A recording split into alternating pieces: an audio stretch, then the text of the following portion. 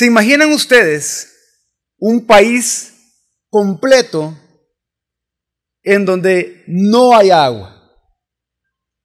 Sé que esta semana algunos sufrieron más que otros la falta de agua en nuestra ciudad, aunque también tenemos que recordar que esto para algunos compatriotas es una situación permanente. Pero ¿se imaginan que esto no hubiera sido solo para un sector, sino para todo el país? Que no hubiera sido durante 4 o 5 días, sino entre 4 o 5 meses o más. ¿Qué pasaría si algo así sucediera en nuestro país? Bueno, sería algo que afectaría a todos por igual, a todas las clases sociales. Afectaría a la empresa y al comercio, a la educación, a la salud, etc. ¿Y qué es lo único que nos quedaría hacer en una situación como esta? Seguramente unirnos y clamar a Dios. El libro de Joel nos presenta una situación similar a la que he descrito, solo que producida por una plaga de langostas, y esto era algo que ocurría con cierta periodicidad en el mundo antiguo. Pero en una economía dirigida por la agricultura, una plaga de langostas era algo bastante serio. Era un evento devastador que afectaba a todos. El campo asolado, el trigo devastado, el mosto seco, el aceite acabado, la vid seca, la higuera marchita, lo mismo el granado, la palmera y el manzano, todos los árboles secos, los graneros destruidos, el ganado no tiene pasto donde comer y brama porque las cauces de los ríos se han secado y el fuego ha devorado los pastizales. Es una breve descripción de la situación que vemos en el libro de Joel. Y el profeta tomó estas plagas devastadoras como simbólicas de una calamidad peor que había de experimentar el país después: la destrucción de sus habitantes por el justo juicio de Dios por el pecado del pueblo. Esta primera calamidad es de una larga serie, cada una más severa que la anterior. A causa de las otras calamidades que habían de seguir, Joel llama al pueblo al ayuno y al arrepentimiento y a la humillación de sí mismo delante de Dios. Es por eso que el énfasis de este libro, el énfasis que vemos en el libro de Joel, es que el día del Señor guía al pueblo de Dios al clamor y al arrepentimiento por sus pecados. Dios responderá con juicio a sus enemigos de ese día, pero responderá con restauración de la tierra y de su pueblo, perdonándolo por medio de la promesa de su espíritu y salvación al invocar su nombre. Y este libro, a pesar que solo son 3 capítulos, presenta algunas peculiaridades. El nombre de Joel significa el Señor es Dios. Y aparte de mencionar el nombre de su padre, Petuel, el texto no nos dice nada sobre la historia personal de Joel. Vemos sí en el libro un interés en Jerusalén, particularmente en el templo, y se sugiere que él es residente de la ciudad. Muchos han dicho que él era un profeta del templo. Y en cuanto a la fecha en que fue escrito, es bien difícil establecer en qué fecha fue escrito. Una postura dice que fue durante el siglo VIII, otra dice que fue mucho tiempo después, en una época posterior al exilio, en el siglo V antes de Cristo o aún después. Pero afortunadamente, el mensaje de Joel no depende de la fecha, sino que es importante a pesar de la imposibilidad actual de poder decir con seguridad en su trasfondo histórico preciso. Vemos que en el libro de Joel tampoco se menciona un pecado específico, un pecado particular o una lista de pecados que fueron las causantes de la situación del pueblo. Y eso también da una especie de atemporalidad al libro que hace que este libro sea poderoso aún para nosotros en Iglesia Gracia sobre Gracia hoy. Y este libro se puede dividir en 2 grandes partes. En la primera parte, el profeta habla describiendo la tragedia de todo el pueblo. Hace un llamado al arrepentimiento, el pueblo clama y se arrepiente delante de Dios. Y esto lo vemos desde el versículo 1:1 hasta el 2:17. En la segunda parte, que es del 2:18 hasta el final del libro, hasta el 3:21, Dios responde a este arrepentimiento y clamor. Dios responde diciendo que Él restituiría lo perdido al restaurar la tierra, el culto y la confianza en Él. Pero además Dios en esa segunda parte hace una promesa de salvación definitiva al que invoque su nombre, y él anuncia también el día del Señor. De esta forma, la idea central de este libro que vamos a estudiar hoy, del que vamos a aprender hoy, es que Dios es la esperanza y la fortaleza de su pueblo. En el día del Señor, Él traerá juicio y destrucción a sus enemigos, y será misericordioso a los que invoquen su nombre, perdonándolos, derramando su espíritu y trayendo salvación a ellos para restauración del pueblo y de la tierra. Veamos entonces ahora la primera parte de este libro, que como les dije antes está desde el versículo 1 hasta el 2:17. Y es que el libro comienza recordando un día del Señor pasado, un juicio pasado de parte de Dios. Joel 1, del 1 al 4 dice: palabra del Señor que vino a Joel, hijo de Petuel. Oíd esto, ancianos, y prestad oído, habitantes todos de la tierra. ¿Ha acontecido cosa semejante en vuestros días, o en los días de vuestros padres? Contadlo a vuestros hijos, y vuestros hijos a sus hijos, y sus hijos a la siguiente generación. Lo que dejó la oruga, lo comió la langosta. Lo que dejó la langosta, lo comió el pulgón. Y lo que dejó el pulgón, lo comió el saltón. Y en estos versículos del profeta llama la atención del pueblo, preparándolo para oír la descripción de una tragedia tan grande que debe ser recordada por todas las generaciones siguientes. Esa calamidad lo resume muy bien el versículo 4. Lo que dejó la oruga lo comió la langosta, lo que dejó la langosta lo comió el pulgón, lo que dejó el pulgón lo comió el saltón. No quedó nada.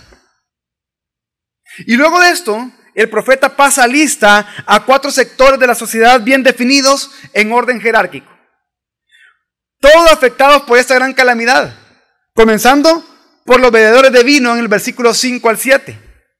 Luego en el versículo 8 dice que era para toda la comunidad de Jerusalén. En el 11 habla específicamente de los labradores y de los viñadores. Y por último, en el versículo 13 se dirige a los sacerdotes. A todos estos grupos, Joel los convoca para que cada uno se lamente de la tragedia que estaban viviendo, que se lamenten y hagan clamor delante de Dios por esta gran tragedia del pueblo. Y Joel destaca particularmente la situación de los sacerdotes, que por causa de esa devastación no podían continuar con su rutina diaria de sacrificios en el templo.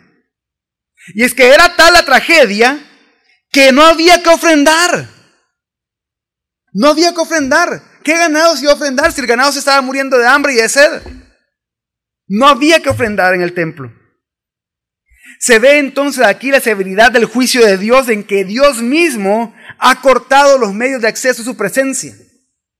Dios mismo ha hecho de que la ofrenda cese por un momento, por la falta de objetos para ofrendar. Ante esta situación, solo queda una esperanza: congregarse en el templo y clamar al Señor, como dice el versículo 14. Porque el día del Señor, el día del juicio anunciado antes por Amós y por Sofonías, se está acercando. Quiere decir que para Joel, un desastre de esta magnitud solo puede significar que el día escogido por Dios para hacer juicio, que el día del Señor, en el que Él ajustaría finalmente cuentas con su pueblo y las naciones, está cerca. Por eso Joel 1:15 dice: ¡ay de ese día! Porque está cerca el día del Señor y vendrá como destrucción del Todopoderoso. Por eso vemos que en los versículos 16 al 20 se hace clamor a Dios por las personas que se quedan sin alimento. Esto en la primera parte del versículo 16 y en el versículo 17. Vemos cómo se hace clamor porque el templo se está quedando sin gozo, como vemos en la segunda parte del versículo 16. Y también se hace clamor porque la naturaleza está muriendo, está pereciendo, como vemos del 18 al 20. Y así vamos a otra sección dentro de esta primera parte, en donde Joel, tomando esta misma calamidad, está anticipando un día del Señor en el futuro. Y esto hace que en el capítulo 2 comiencen a sonar las alarmas y que todos se llenen de temor, porque viene el día del Señor, está cercano. Y esta anticipación del día del Señor se representa como una imagen de la plaga de langostas, pero se describe la plaga de langostas como si se tratara de un ejército. Un ejército enviado por Dios mismo para ejecutar juicio. Por eso dice Joel 2:11. El Señor da su voz delante de su ejército, porque es inmenso su campamento. Porque poderoso es el que ejecuta su palabra. Grande y terrible es en verdad el día del Señor. ¿Y quién podrá soportarlo? Y la situación parece extrema, pero aún hay esperanza. La nación toda debe de arrepentirse de todo corazón ante el Señor. El profeta no pone la esperanza del pueblo en ritos, en sacrificios, ofrendas. No se podían hacer, sino que pone la esperanza del pueblo en el carácter del Dios del pacto, que no rechazará a su pueblo cuando se acerca a pedir perdón de todo corazón, porque como dice Joel 2:13, Él es compasivo y clemente, lento para la ira, abundante en misericordia. Y así finalizamos la primera gran parte de este libro. Pero en la segunda parte, algo sucede. Después del clamor y el arrepentimiento del pueblo, Dios responde. Vemos la respuesta de Dios de Joel 2:18 al 3:21. Y primero Dios responde al arrepentimiento del pueblo con restauración. Esto lo vemos del 18 al 27, del capítulo 2. Y leemos en Joel 2:18. Entonces el Señor se llenará de celo por su tierra y tendrá piedad de su pueblo. Otras versiones dice, el Señor se mostrará solícito por su tierra y perdonará a su pueblo. Dios responde al clamor y el arrepentimiento de su pueblo. ¿Qué quiere decir esto? Que el juicio que Dios había enviado causaría los resultados esperados. El pueblo se volvió de sus pecados hacia Dios. Y Dios anuncia que dará abundancia de todo aquello que le hacía falta durante el juicio. Que ya no sería una vergüenza para las demás naciones, las naciones vecinas de ellos. Así dice el versículo 19-22, que Dios restauraría los cultivos. En el 20 y 21 vemos que Dios hace que cesen los ataques de la plaga de langostas. En el 23 Dios hace que termine la sequía mandando lluvia que le había hecho falta. Y el 24-25 Dios restituye todos los daños causados por las plagas. Pero ¿para qué todo esto? ¿Para qué Dios hizo todo esto? ¿Para qué Dios respondió en misericordia y perdón? ¿Para qué Dios restituyó todo lo que ellos habían perdido? Todo esto para que la alabanza, adoración, confianza y culto a Dios fueran restaurados, prometiendo Dios su presencia en medio del pueblo. Por eso Joel 2:27 dice, y sabréis que en medio de Israel estoy yo, y que yo soy el Señor vuestro Dios y no hay otro. Nunca jamás será avergonzado mi pueblo. Todo esto que el profeta ha descrito es un modelo para la liberación final y definitiva que Dios promete a todo su pueblo, a su remanente escogido. El día en que su pueblo disfrute definitivamente de las bendiciones espirituales y materiales de Dios y que sus enemigos sean juzgados y destruidos. Todo esto es un modelo para ese gran día que anhelamos y que esperamos aún. Y esto nos lleva a la segunda parte, o a la segunda sección de esta segunda parte, en la que Dios responde haciendo una promesa de rescate definitivo por medio de su Espíritu. Y es lo que vemos en los versículos del 28 al 32. Y ese rescate vendría por la promesa que Dios hizo.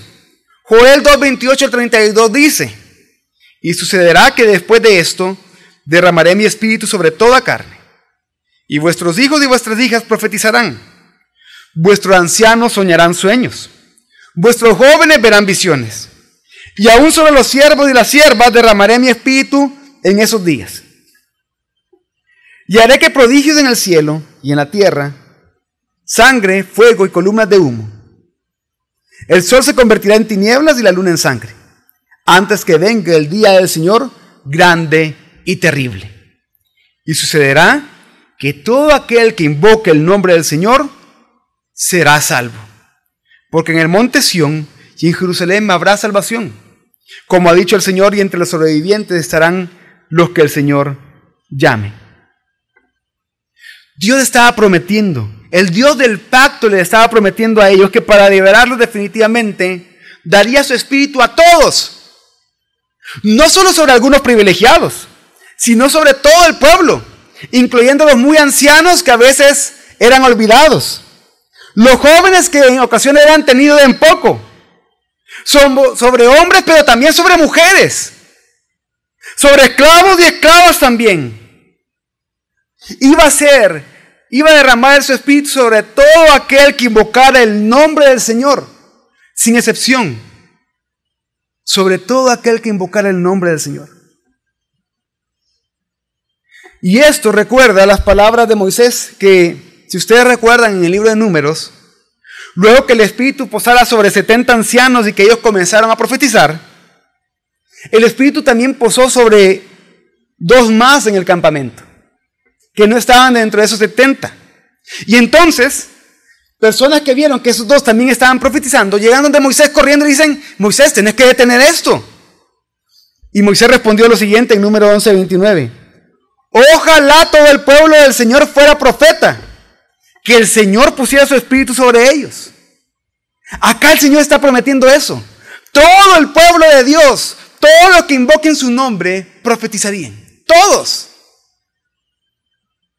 Dios estaba prometiendo eso, que sobre todo su pueblo derramaría su espíritu y entonces todos profetizarían. Hermanos, esa promesa de Joel 2, 28, 32 ya tuvo su cumplimiento. Ya no debemos de esperarla. Dios, mostrando misericordia, ya salvó a su pueblo derramando su espíritu sobre nosotros. ¿Cuándo sucedió esto? Yo quiero que busquen todo en sus Biblias, Hechos capítulo 2.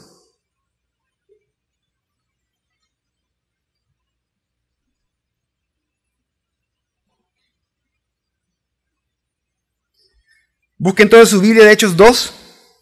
Y mientras la están buscando, Hechos capítulo 2, vemos que en el versículo 4, en el día de Pentecostés, dice Hechos 2, 4, todos fueron llenos del Espíritu Santo y comenzaron a hablar en otras lenguas según el Espíritu les daba habilidad para expresarse.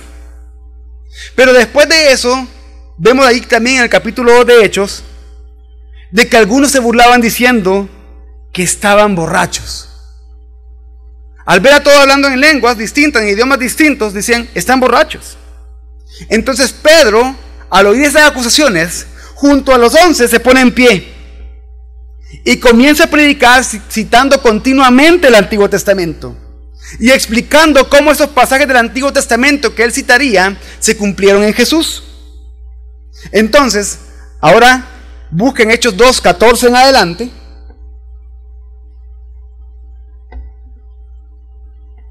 Que dice de la siguiente manera: entonces Pedro, poniéndose en pie con los 11, alzó la voz y les declaró: varones judíos y todos los que vivís en Jerusalén, sea esto de vuestro conocimiento y prestad atención a mis palabras, porque estos no están borrachos como vosotros suponéis, pues apenas es la hora tercera del día, las 9 de la mañana aproximadamente, sino que esto es lo que fue dicho por medio del profeta Joel. Y a partir del versículo 17, noten ustedes que comienza a citar a Joel. Ya leímos Joel 2, 28 al 32. Y noten cómo él cita a Joel. Y sucederá que en los últimos días, dice Dios, que derramaré de mi espíritu sobre toda carne, y vuestros hijos y vuestras hijas profetizarán, vuestros jóvenes verán visiones, y vuestros ancianos soñarán sueños. Y aún sobre mis siervos y sobre mis siervas derramaré mi espíritu en esos días y profetizarán. Y mostraré prodigios de arriba en el cielo y señales de abajo en la tierra: sangre, fuego y columna de humo. El sol se convertirá en tinieblas y la luna en sangre antes que venga el día grande y glorioso del Señor. Y sucederá que todo aquel que invoque el nombre del Señor será salvo. Citó íntegramente Joel 2, 28 al 32. Y estableciendo Pedro, inspirado y lleno por el Espíritu Santo, lleno por el Espíritu Santo, y Lucas inspirado por el Espíritu Santo, registrando estas palabras, que ya se había cumplido esta profecía de Joel en Cristo. Y él lo explica de la siguiente manera, en los versículos 22 al 24. Dice: varones israelitas, escuchad estas palabras. Jesús el Nazareno, varón confirmado por Dios entre vosotros con milagros, prodigios y señales que Dios hizo en medio vuestro a través de él, tal como vosotros mismos sabéis. O sea, está diciendo, ustedes ya saben, Jesús el Nazareno, ustedes ya lo conocen, saben de quién estoy hablando. Él hizo señales del cielo, como las señales celestiales que se describen en Joel. Él hizo señales del cielo en medio de ustedes. Pero ¿qué hicieron ustedes? El versículo 23 dice: a este, entregado por el plan predeterminado y el previo conocimiento de Dios, clavasteis en una cruz por manos de impíos y lo matasteis. A quien Dios resucitó, poniendo fin a la agonía de la muerte, puesto que no era posible que él quedara bajo el dominio de ella. ¿De qué quiero que damos un salto al 32? Ahí después Pedro cita unos salmos para explicar también la resurrección de Cristo. Pero en el 32 dice: a este Jesús resucitó Dios, de lo cual todos nosotros somos testigos. Así que, exaltado a la diestra de Dios, y habiendo recibido del Padre la promesa del Espíritu Santo, ha derramado esto que vosotros veis y oís. Es impresionante, de verdad es impresionante cómo Pedro, a partir de Joel 2:28 al 32, predica el Evangelio testificando así acerca del ministerio de Jesús, para luego pasar a hablar de su muerte y la esperanza que debemos de tener en él por su resurrección entre los muertos. A hablar de su exaltación al trono de Dios y cómo cumplió la promesa de enviar el Espíritu Santo, la promesa que estaba en Joel 2. Y así demostrar que Jesús es Rey, es Señor y es el Mesías prometido. ¿Y cuál fue el resultado de esa gran predicación de Pedro? ¿Cuál fue el resultado de testificar con poder así el Evangelio? En Hechos 2, 37 al 41 se narra cómo muchos se arrepintieron ese día, creyeron en Jesús y recibieron el don del Espíritu Santo también. ¿Por qué? Porque el Espíritu Santo, por causa de la obra de Cristo, ya estaba para todo aquel que invocara su nombre, para todo aquel que fuera hijo de Dios, por el arrepentimiento de sus pecados y por la fe en Cristo. Y todo esto para que todo aquel que invoque el nombre de Dios, que es Jesús, sea salvo y escape del juicio del día del Señor. Y así, la parte final de la segunda sección, o de la segunda gran parte, o la sección final de la segunda gran parte de Joel, nos habla del día del Señor, que va a ser un día de juicio, pero también de misericordia. Esto lo vemos en el capítulo 3, del 1 al 21. Pero a todo esto, usted ha escuchado el día del Señor muchas veces en este sermón. ¿Qué es el día del Señor? El día del Señor denota la intervención de Dios en la historia. Es el día en que Dios volverá a intervenir en la historia. ¿Pero cómo?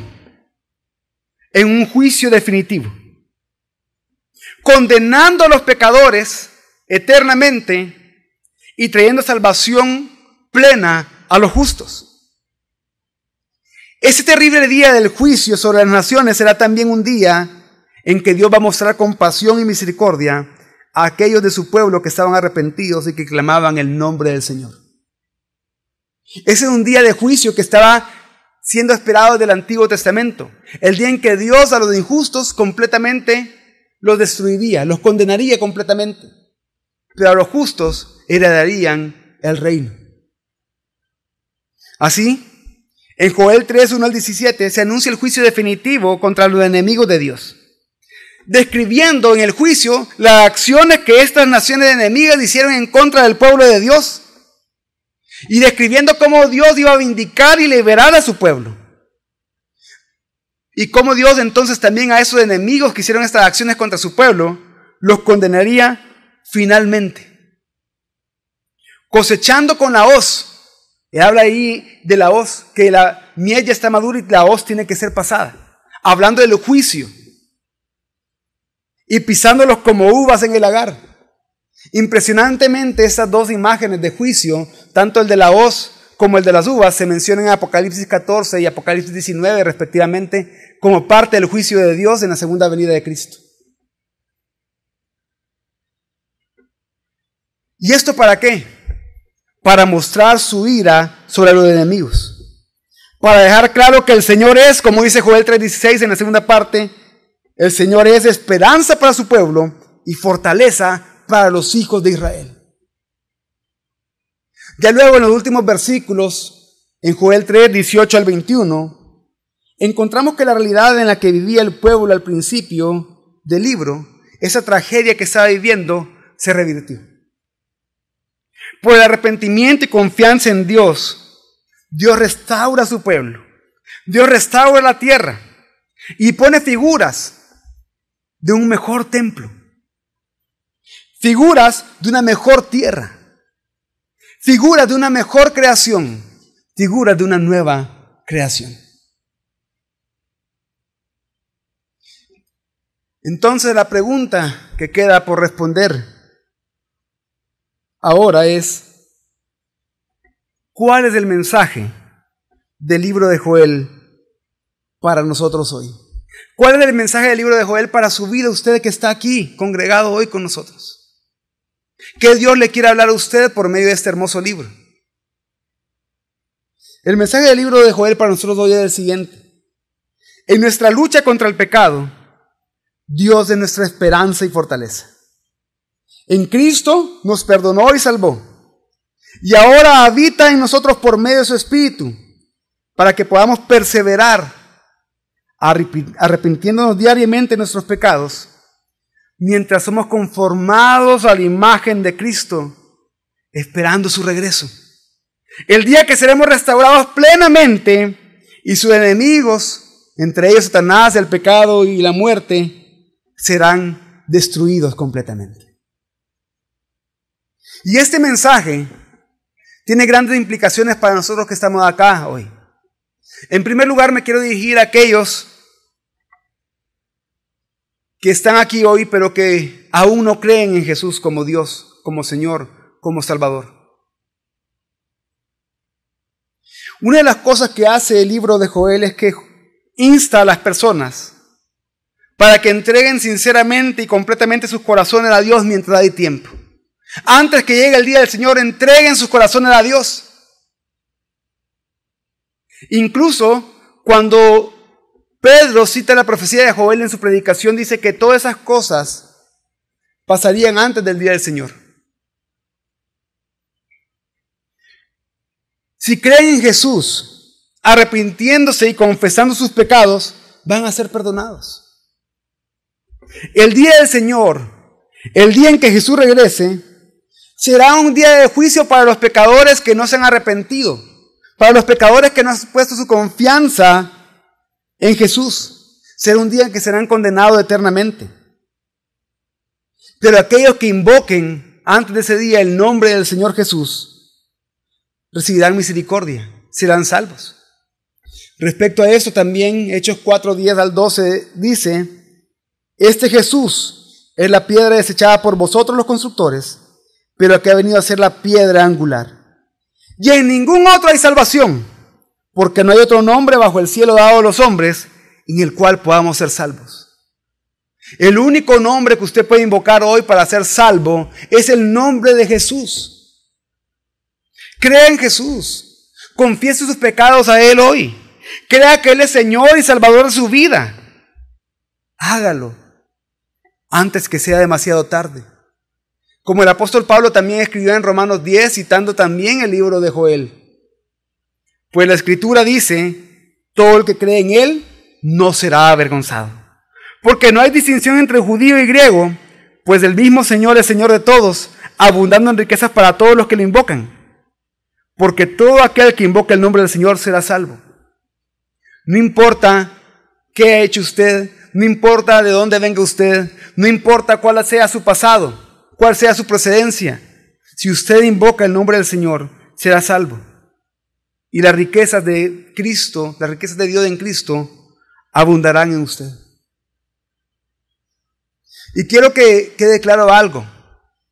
Este libro no lo está invitando a tener una mejor vida en este mundo.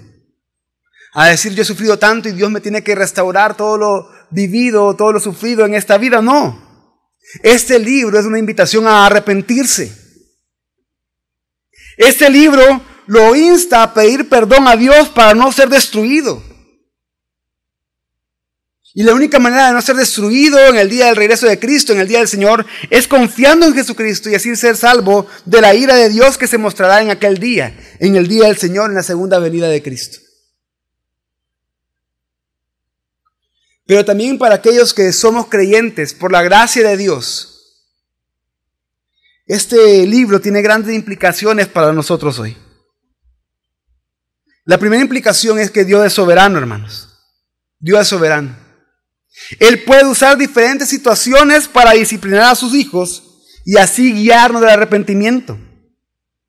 Porque Él es glorificado al perdonar. Cuando Él perdona, Él se glorifica a sí mismo.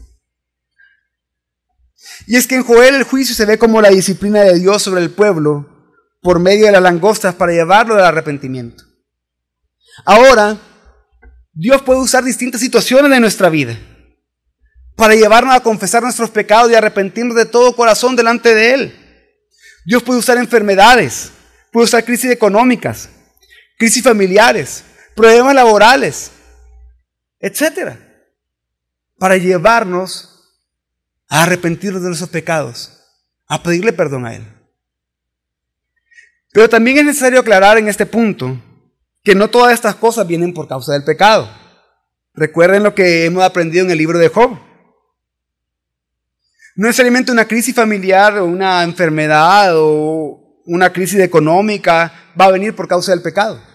Pero todas estas cosas, si no son por causa del pecado en nuestras vidas, todas estas cosas Dios quiere que sucedan en nuestra vida porque nos llevan a rendirnos a Él. Para que Él se glorifique en nuestra vida mostrando quién es Él. Para que Él se glorifique en nuestra vida cuando nosotros conozcamos algo más grande acerca de Dios de lo que ya conocíamos, como sucedió también así mismo con Job. Por ejemplo, puede ser que no tenga nada que ver con el pecado, pero Dios haya traído escasez a su vida. Pero ¿por qué Dios querría traer escasez a la vida de uno de sus hijos? Para que sus hijos lo conozcan más y mejor a Él como Dios proveedor. Para que su confianza en ellos esté tan cimentada que sepan, Dios es mi proveedor. Dios trae adversidad para mostrarse en su vida como el sustentador. Dios trae enfermedad para mostrarse en su vida como el sanador, como el todopoderoso, como el soberano. Dios trae aflicción para mostrarse en su vida como el refugio, como su roca. Dios es soberano. Y Él todas estas situaciones las va a llevar para que nosotros nos rindamos delante de Él y Él ser glorificado en nuestro conocimiento, en nuestro mayor conocimiento de Él. Porque un mayor conocimiento de Él va a llevar a una mayor adoración a Él. Una segunda implicación es que nos tenemos que arrepentir de todo corazón. Joel 2, 12 y 13 dice: aún ahora, declara el Señor, volved a mí de todo corazón, con ayuno, llanto y lamento. Rasgad vuestro corazón y no vuestros vestidos.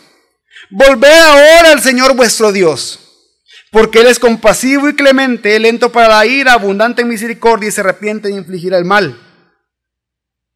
Y es que por causa del juicio vemos que el pueblo volvería su corazón a Dios pidiendo perdón a Él. El arrepentimiento no sería algo externo, no sería algo que se hace solo verbalmente, no sería algo que solo se confiese con la boca, ni siquiera con gritos o con lágrimas. No sería una lucha propia, luchar en nuestras propias fuerzas para ya no pecar, sino que sería un arrepentimiento de todo corazón, de todo nuestro ser. Con eso se mostraría la gloria de Dios, mostrando su clemencia, compasión y misericordia sobre el corazón arrepentido. Y es que un arrepentimiento de corazón es un arrepentimiento que nos conduce a obedecer a Dios. Algo de esto vemos en la segunda carta de los Corintios, en el capítulo 7, en los versículos 8 al 12, donde Pablo antes le había mandado otra carta en la que había sido muy duro para reprenderlos, pero esa carta produjo el fruto deseado en ellos. Produjo tristeza, pero produjo también arrepentimiento y produjo también acciones en ellos. Leamos 2 Corintios 7, 8 al 12. Dice: porque si bien os causé tristeza con mi carta, no me pesa, aun cuando me pesó, pues veo que esta carta os causó tristeza, aunque solo por poco tiempo. Pero ahora me regocijo, no de que fuisteis entristecidos, sino que fuisteis entristecidos para arrepentimiento, porque fuisteis entristecidos conforme a la voluntad de Dios, para que no sufrierais pérdida alguna de parte nuestra. Porque la tristeza que es conforme a la voluntad de Dios produce un arrepentimiento que conduce a la salvación, sin dejar pesar.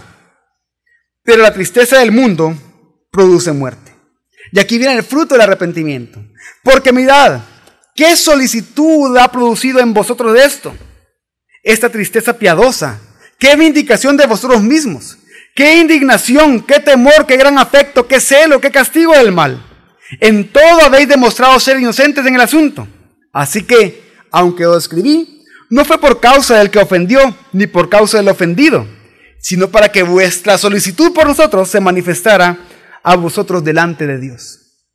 Y es que cuando nos arrepentimos, se muestra nuestro corazón agradecido por el perdón delante de Dios por medio de nuestras acciones diarias.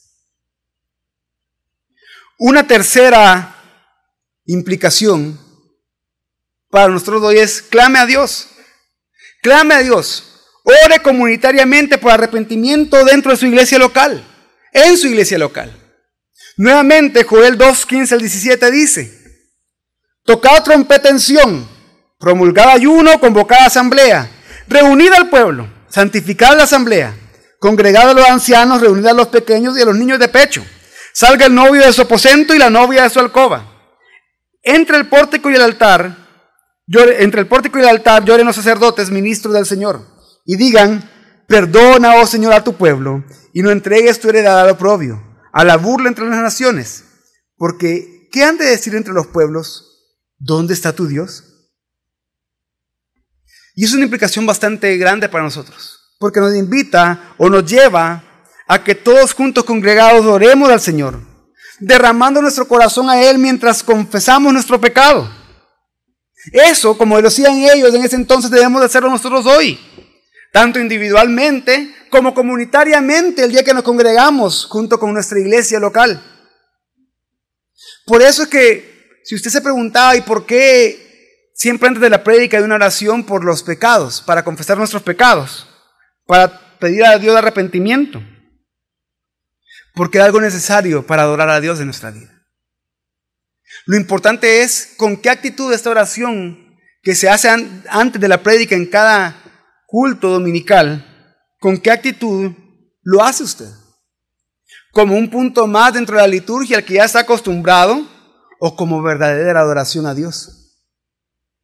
Y es que adoramos a Dios cuando clamamos a Él y cuando oramos por arrepentimiento de nuestros pecados y pedimos perdón a Él, porque somos conscientes que delante de la presencia de Dios no hay nada que yo le pueda llevar con lo que yo pueda sorprender a Dios.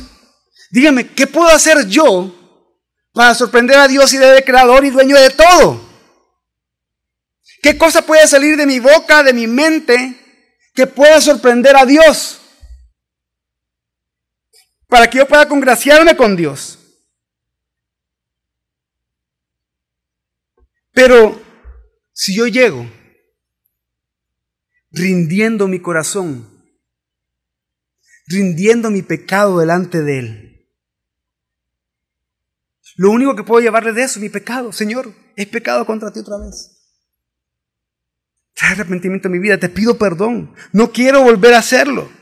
Y me acerco con confianza en arrepentimiento, reconociendo que solo Él puede limpiar mi pecado. Yo estoy adorándolo a Él como un Dios misericordioso y perdonador. Yo estoy recordando la obra de Cristo que Él en su plan estimó a favor mío, a favor de su pueblo. Yo estoy recordando que un corazón contrito y humillado el Señor jamás rechazará.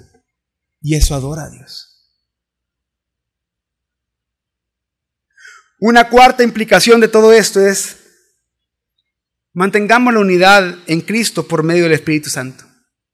Efesios 4, 1 al 3 dice: yo, pues, prisionero del Señor, os ruego que viváis de una manera digna de la vocación con que habéis sido llamados, con toda humildad y mansedumbre, con paciencia, soportándonos unos a otros en amor, esforzándonos por preservar la unidad del Espíritu en el vínculo de la paz. Dios, a los que somos sus hijos, ya nos tiene unidos por medio de su Espíritu Santo. No es que tengamos que alcanzar la unidad del Espíritu, sino que tengamos que preservarla, que trabajar en mantenerla, por así decirlo. Esta unidad del Espíritu ya es posible porque habita en nosotros el Espíritu Santo, haciendo real a Cristo en nuestras vidas, sin distinción de personas. ¿Y por qué esto es una implicación fuerte para nosotros? Porque quiero que vea usted de que esto es una promesa del Antiguo Testamento, cumplida en Cristo, que nosotros disfrutamos hoy. Estar unidos como un solo pueblo por medio de su Espíritu. En una sociedad en la que vivimos, que hace distinciones de diferentes maneras, sociales, económicas, raciales, etc., las distinciones son removidas. La unidad es establecida para que todos, con igual valor y dignidad delante de Dios, aunque distintas funciones por medio de las cuales lo adoramos a Él, disfrutemos de la presencia de Dios juntos como un solo cuerpo, como un solo pueblo, y lo glorifiquemos a Dios por ello. Por eso es que Gálatas 3:28 Pablo decía: no hay judío ni griego, no hay esclavo ni libre, no hay hombre ni mujer. Es decir, no hay distinciones, porque todos sois uno en Cristo Jesús. Mi familia, somos uno en Cristo Jesús. Guardemos esa unidad, perdonando, sirviendo, siendo generosos, soportándonos, siendo humildes, siendo mansos, ayudando a los demás, orando unos por otros. Mantengamos esa unidad.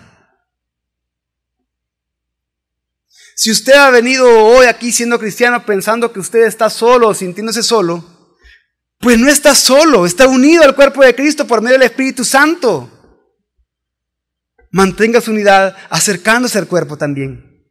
Mantenga su unidad sirviendo, orando por su iglesia local. Y por último, la última implicación es: nosotros, sus hijos, hemos recibido el Espíritu Santo prometido desde el Antiguo Testamento. El mismo Espíritu que llenó a los apóstoles para ser testigos de Cristo habita en nosotros. El mismo Espíritu con el que Pedro predicó ese sermón en Hechos 2 habita en usted. Por lo tanto, proclamemos, aconsejemos y enseñemos el Evangelio. Hechos 1:8 dice: pero recibiréis poder cuando el Espíritu Santo venga sobre vosotros, y me seréis testigos en Jerusalén, en toda Judea y Samaria, y hasta los confines de la tierra. Proclamemos. El Espíritu Santo ya nos capacita para ello. Perseveremos en la palabra y confiemos en la obra del Espíritu y prediquemos el Evangelio, porque esto es agradable para Dios. Vamos a orar.